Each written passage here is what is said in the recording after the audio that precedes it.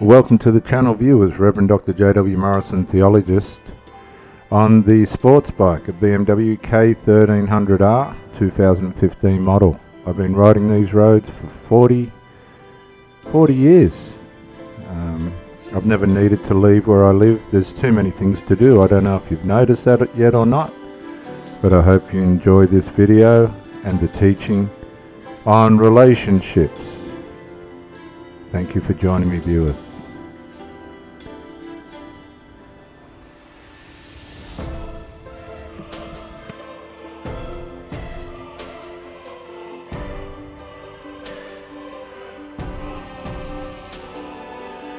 Well, thank you for joining me, viewers, and I hope you enjoy the ride. There's another hobby that we can be involved in. I'm a motorcyclist. I have been all of my life, from the age of 9 or 10 or something. I can't remember, but it goes a long way back. Psalm 42 verses 1 through 8. As the deer pants for streams of water, so my soul longs after you, O God. My soul thirsts for God, the living God. When shall I come and appear in God's presence? My tears have been my food, both day and night, while men ask me all day long, where is your God? These things come to mind as I pour out my soul. How I walked with the multitude, leading the procession to the house of God, with shouts of joy and praise. Why are you cast down, O my soul? Why the unease within me? Put your hope in God, my soul, for I will yet praise him for the salvation of his presence. O God, my soul despairs within me. Therefore I remember you from the land of Jordan and the peaks of Hermon, even from Mount Mizar.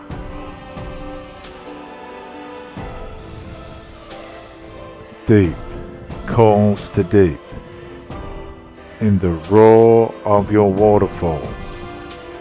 All your breakers and waves have rolled over me.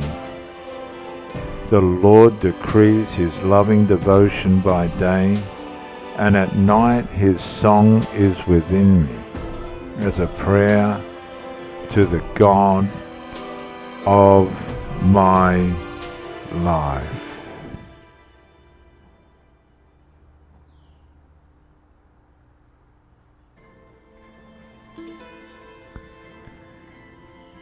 Well, thank you for joining me, viewers. That was just Psalm 42, 1 through 8. Many of you have put a lot of interest and time into your relationships, and like myself, many of you have failed. It's not just one or the other. We all fail when somebody loses a relationship. Nobody wins. Maybe if you've been abused or harmed deliberately, or somebody's just not behaving correctly and they've narcissized into a level of behavior that could be easily described as criminal. Unfortunately, in relationships, a lot of the harm is silent. It's done in the spiritual and soul realm, and it can even be triangulated, spiritual and soul harm, when it's a family member, a hostile family member that's in rejection of the family member that you're with, moving this emotional supply to somebody else. This can cause terrible psychological abusive implications, where they become hostile, conceited, divisive, desperate in a lot of ways to get you out of the way so they can get their supply back off whoever the person is in the family that they were getting it from. This is called emotional incest, emotional enmeshment, And it's abuse for them to start with. So if you come into a family and you see that the adult children or the late teens adult children are a little bit too close to mummy, or mummy and dad are a bit too close in single families to the children, or actually the parents can be living together but underneath intimately estranged, and that'll cause the parents to gravitate towards the children for an element of emotional intimacy. And that can involve certain amounts of touch, which can be described as inappropriate, and verbal transactions that would be sexual connotative. But when the hostility starts towards you as a partner, when the emotional incest, covert emotional incest, starts to go overt, and we start to see micro-incremental dark triad attacks coming from family members or a family member, and the person that you're with has been asked to sort that out, and they're not. A lot of the time, look, these single mothers and single fathers will hand over too much authority to the children, and the children will start directing the parent's life instead of the parent directing the child's life. And in a lot of cases at this point, these people have become adults. They're not children anymore. They're adults. And this causes terrible conflict because, particularly with the single mothers, they're scared that they're going to lose their little husbands and they'll have no one to wife. But because they become so enmeshed, they forget that there could be somebody there that really wants to give, take care and share and love them. And all they need to do is put some boundaries in place over a period of time so that everybody adapts and adjusts and the partner is in the place that they should be. But these parents won't do it because their security's tied up in their relationship with their children, which it really is grooming. They're grooming their children not to go anywhere. I've heard two of these mothers say, I don't want to lose them. One was addressing the subject of suicide, but I think it was a lot more than that. As the relationship developed and nothing was being dealt with the right way, it was all just being ignored. And I spoke about sins of omission the other day, where it's not necessarily what we do, sometimes it can be what we don't do. And that causes tremendous conflict within a relationship. And these people get used to, this is the sad, silly part about it, these people get used to losing their relationships. They almost self-prophesy that it won't last. And they usually know the reasons why, and it's happened before. A lot of these single fathers and single mothers have lost the relationship beforehand the same way. And the one before that, and the one before that.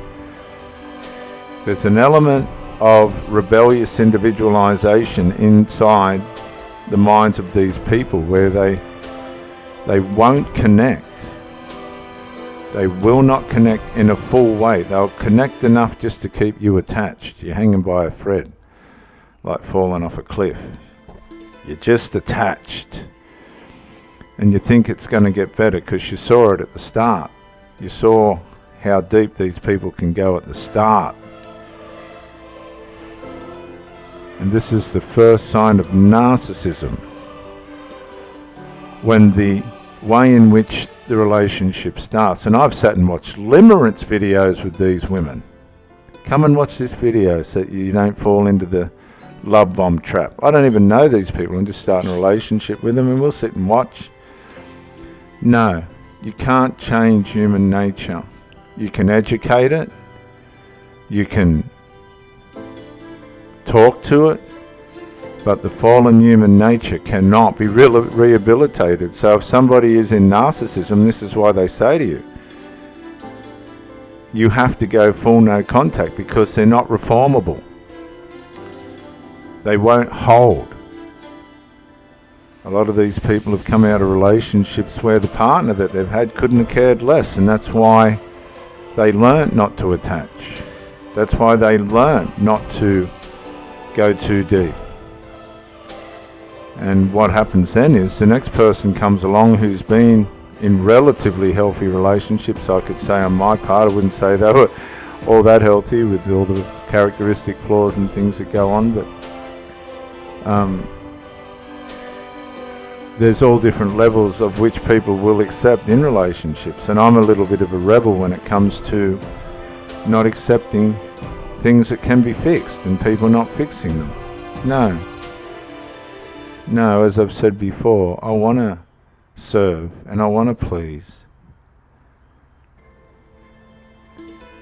But when things are being ignored and just left at the expense of my mind, at the expense of my effort, at the expense of the strength that I'm putting into the person, no, I'm not going to play that game. I'm not playing that game for anyone. I don't care who it is. And that's why I am a bit of a rebel in that area, because some people think they can just put it over you. But no. Don't let people put it over you. Resolve the issues as you go. And you know if somebody's not resolving it, that person's not going to be right for you. They need somebody that's not going to resolve the issues for them as well. And hopefully one day, I mean, if you really haven't learned by the age of 50, 45, 50, 55, 60, you're never going to.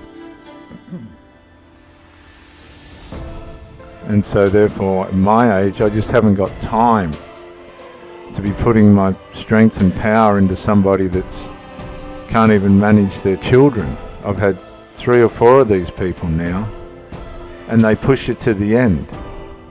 They try and demasculinize you, and you're watching them and you're going, you can't hurt me. Just fix the problem. You can't hurt me. And they try and they just, no. You just go, this person isn't gonna bring this into order. And I've seen some of the most ridiculous ways in which they want to resolve things. The only thing I can say is they want it out, because the only way I was going to deal with it was to say get out. It was so ridiculous. Absolutely no way of resolving through that avenue.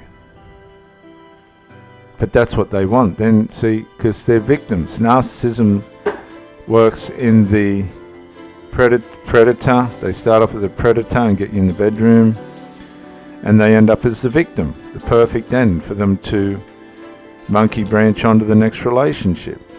He done this or she done that. They did this and she and he did that. It's just infantile deluxe.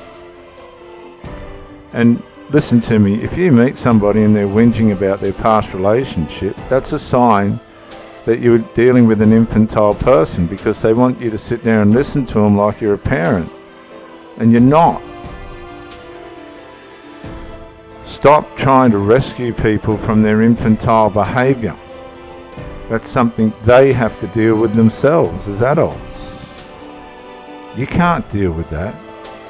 We run around trying to rescue. No.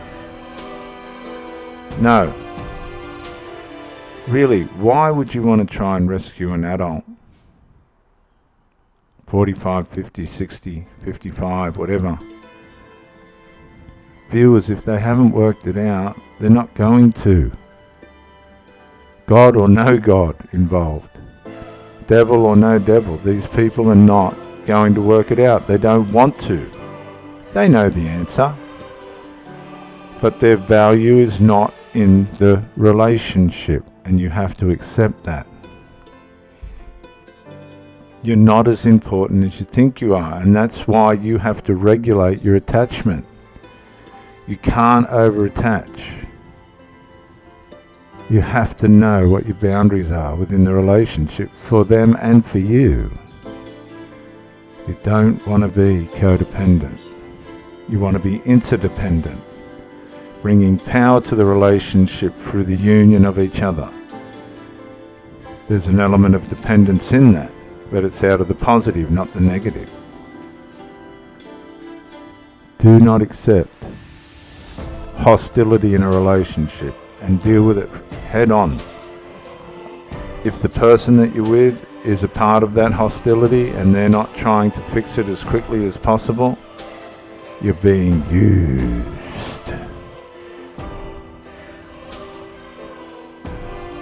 I'm Reverend Dr. J.W. Morrison, theologist, Central Coast, New South Wales, Australia. Bye for now.